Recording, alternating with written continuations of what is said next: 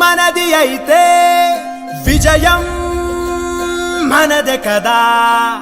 కలలే కడలి ఒడిలో అలలై ఎగిసే కదా ఈ విడి విడి అడుగులు ఒకటై పరుగులు పెడితే జగమంతా మన వెంటే జయమంటూ సాగదా ప్రతిమది తన గది విడిచి బయటికి రాగా ఈ హృదయం ఇక విశాలమే కాదా